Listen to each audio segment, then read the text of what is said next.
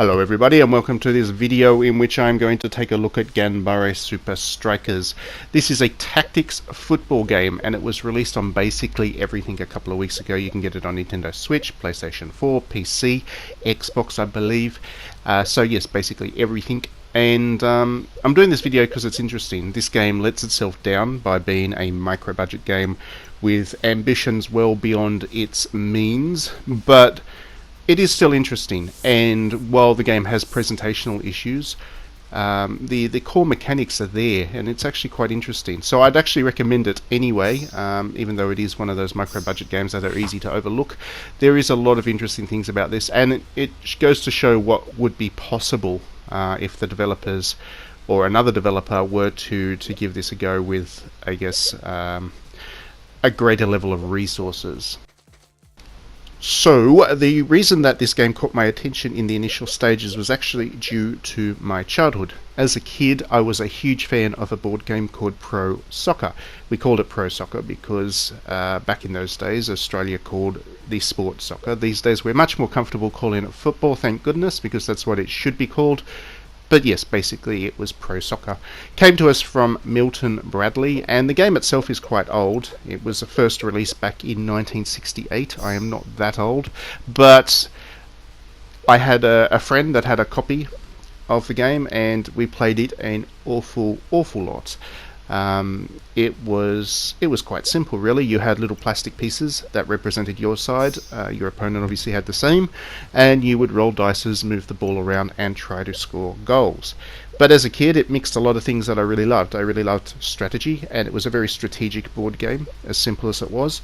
I also really enjoyed board games themselves, and I was a big fan of sports, including football.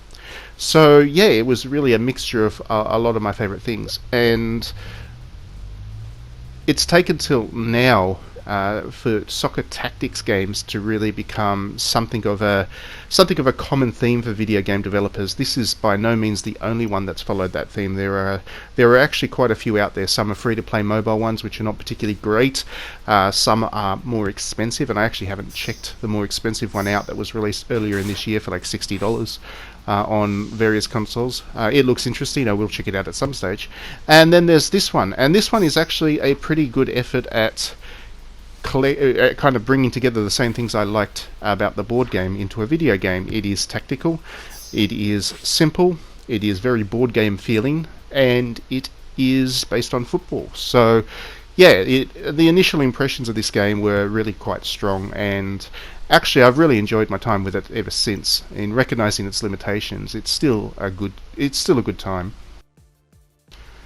So when I say limitations, what I mean is that the stuff that you'd expect from a more resourced game are simply not present here. One of the main ones which immediately struck me was the absolute lack of narrative or story mode. You basically just go through a whole series of matches. Each one is obviously more difficult than the last. The opponents are of a higher level, and they have more skills and stuff.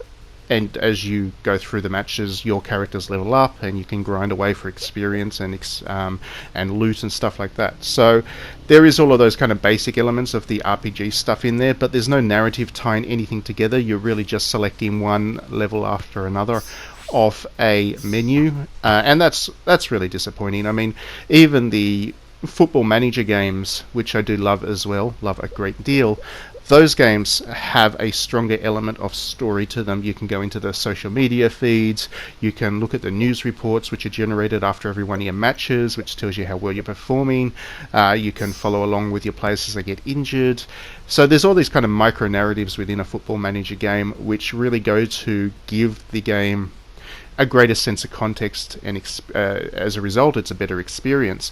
Whereas with Super Strikers here, there's none of that. It is just one level after another, which is fine from the point of view that the mechanics work, so it's not exactly offensive that this is all you do in the game, but it still feels like it's really lacking in context, and I never felt like I really cared about my players as a result.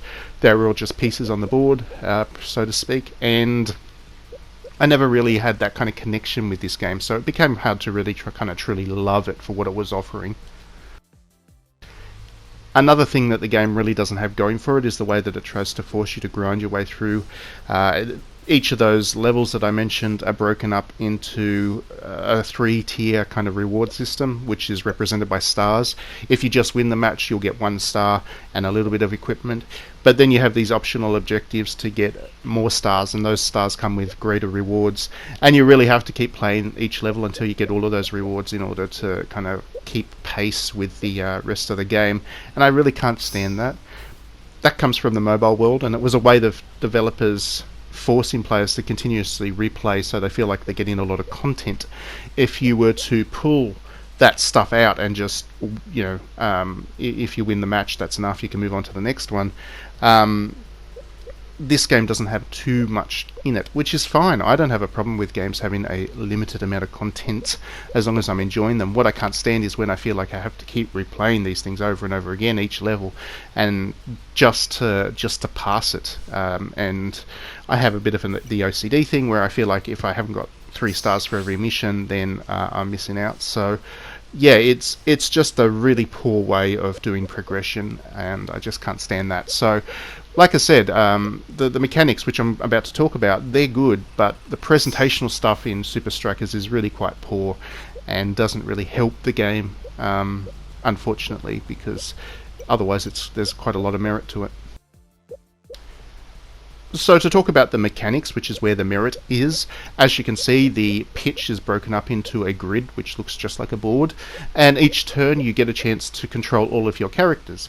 Each character can take 2 turns, 2 moves in each turn.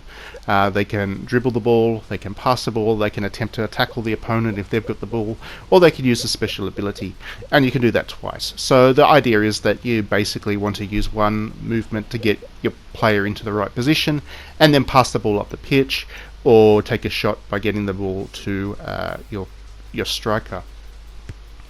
And within that very basic system, there's quite a lot to it, because each character has statistics. Obviously, some characters are better at tackling than others. You can equip your characters with various bits of equipment, and that will give them special abilities, which after they use a couple of times in a couple of matches become permanent for them, and you can use the equipment on another player, and so on and so forth. That was all very Final Fantasy Tactics like in terms of its approach. And the tactical system is quite good. The map is large enough that you feel like you've got room to move around, but at the same time you can kind of close ranks and really block your opponent from taking their shots and all that kind of stuff. So yeah, the basic mechanics of this game are really quite enjoyable and quite intense. Like I said, each level gets more difficult at a pretty rapid escalating rate, and you'll need to start thinking about how to use your characters pretty effectively, pretty quickly. They can get tired as well, so each turn takes up 1 minute, and it's split just like football into 2 halves. At the half time you can make a couple of exchanges if you want. If your character gets tired, all of their statistics drop off completely, so you really do need to manage that, and they can get very tired very quickly if you over-rely on one character and move them around too much, use them too often to pass and kick at the goal and stuff. They can actually end up exhausted within the first half quite easily. So you do need to manage all of your players in your team, and as you level them up, you need to make sure that they're all leveling up equally, and they all end up playing a role on the field with each match. And then you also need to make sure that you're bringing your reserves in so that they keep pace as well with the rest of your team, because you will have to replace them from time to time as the main team gets tired.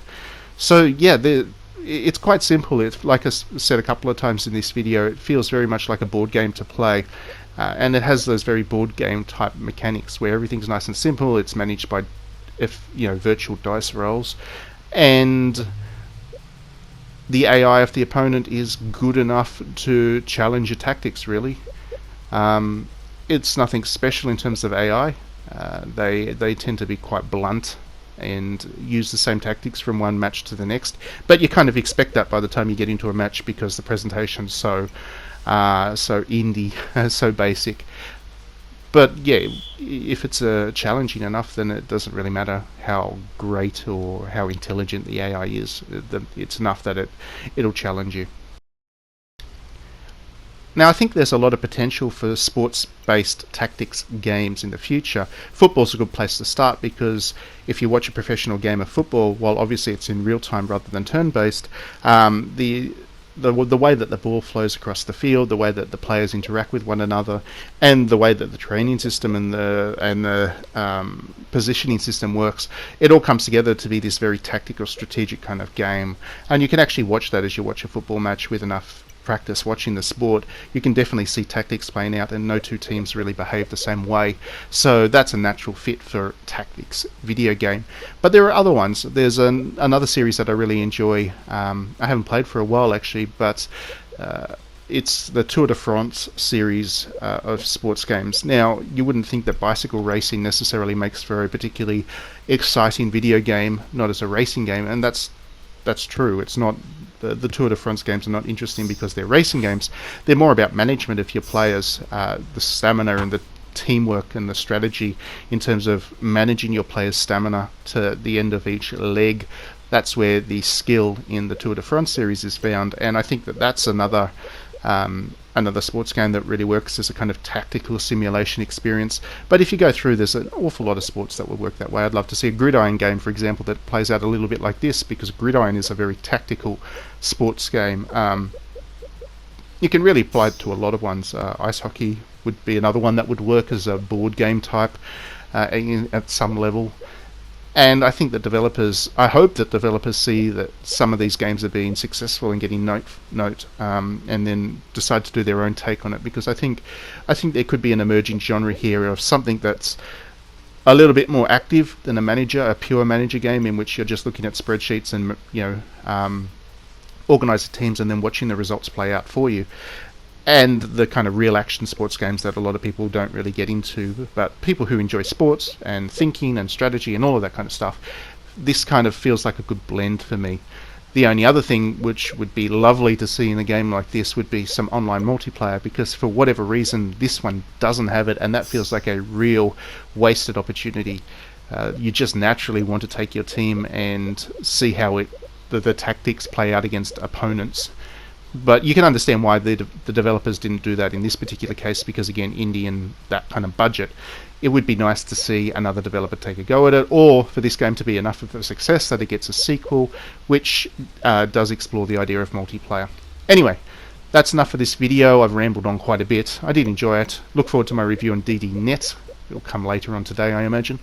And thank you as always for watching. Like and subscribe if you enjoy my videos, and I'll do a lot more of them.